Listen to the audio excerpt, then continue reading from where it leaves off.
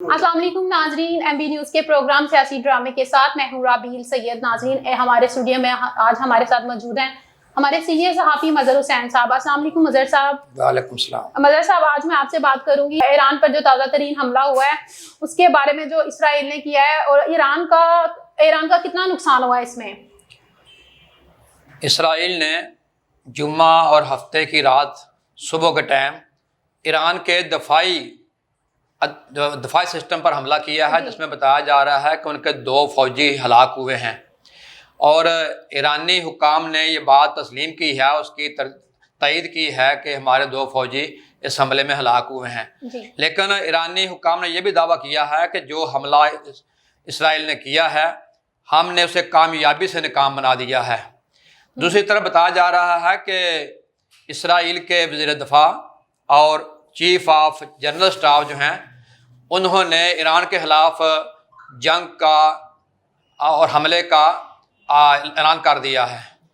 ये भी बताया जा रहा है कि अमेरिकी दफाई इदारे ने ईरान को ख़बरदार किया है कि वो दोबारा इस हमले का जवाब ना दे। अगर उसने इसराइल के हमले का जवाब दिया तो फिर हम पूरी तरह तैयार हैं, और अगर दोबारा हमला हुआ तो फिर ईरान को उसका खमियाजा भुगतना पड़ेगा। सही। ये हमला इलाका यमन की राह में रुकावटें हैं, क्या इसराइल ने ऐसा जानबूझ के किया? साफ ज़ाहिर है इसराइल नहीं चाहता कि खिते में अमन हो। आपको पता है कि ये अमेरिका जो है ये इसराइल के पीछे है, और इधर भारत भी इसराइल का इत्तेहादी है, ये सारे एक ही हैं। मज़हर साहब, मैं आपसे मजीद प्रोग्राम आगे बढ़ाते हुए आपसे एक और सवाल करना चाहूँगी। मैं ये पूछना चाहूँगी कि इसराइली फ़ौजी हमले अक़वाम मुत्तहिदा के चार्टर बैनुल-अक़वामी क़वानीन की खिलाफ वर्जी की है, क्या इसके बारे में क्या कहना चाहेंगे आप? ईरान ने कहा है कि जो हमारे ऊपर हमले हुए हैं, ये इसराइल ने बैनुल-अक़वामी क़वानीन की खिलाफ वर्जी की है, और हम अपने दफा का भरपूर हक रखते हैं, और अगर हम पर कोई मज़ीद कार्रवाई की तो हम उसका जवाब देंगे।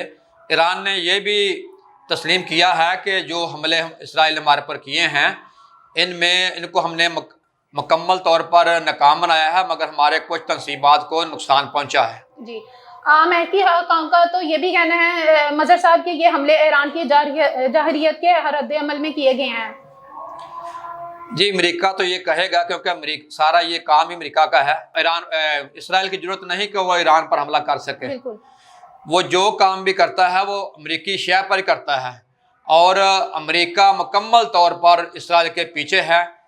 देखें, ये इसराइल ने फ़लस्तीन में जो हाल किया है फ़लस्तीनियों का, वहाँ पर मन और टनों बारूद को फेंक के बच्चों को, औरतों को, मर्दों को शहीद किया, और उनकी सारी बिल्डिंग जो हैं उनको नेस्तो नाबूद कर दिया है। तो ये सारा अमेरिका की शय पर हुआ जो हो रहा है। इसराइल पे इतनी हिम्मत नहीं है कि वो पर हमला करे।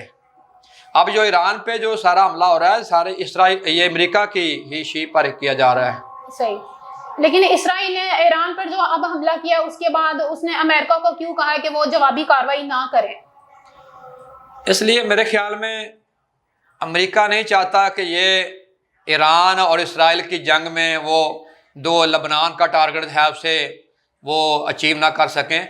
उनकी कोशिश यही है कि ये ईरान दोबारा हमला ना करे, और वो लबनान को, जैसे उन्होंने फ़लस्तीन में तबाही मचाई है और वहाँ पे ना कोई इंसान जिंदा रहा है, ना कोई बिल्डिंग सही सलामत है, तो वो चाहते हैं कि इसी तरह वो लबनान को भी तहवाला कर दें हमले करके।